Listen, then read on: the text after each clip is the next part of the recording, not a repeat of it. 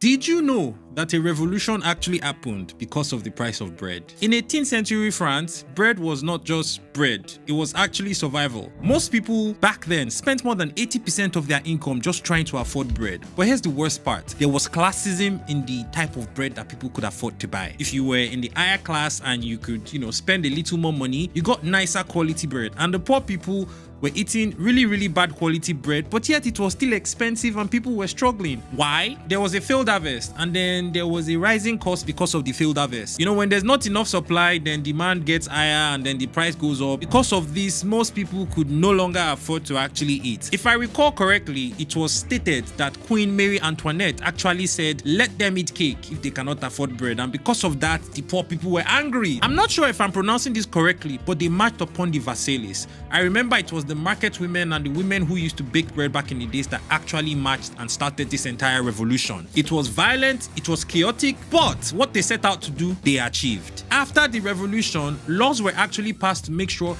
every single person in France was eating the same type of bread. All of us are now eating average bread. If you don't like it, you're on your own. Now, it's also important to note that bread was not essentially the only catalytic factor when it came to the French Revolution, but it played a very important role because it was the most important commodity at that time. Bread used to be a symbol of inequality. It used to be something that the poor could not afford and only the rich could eat. But now look at us. Anybody who is eating bread every day is probably just a poor person. One man. Anyways, see you on the next video. You're welcome.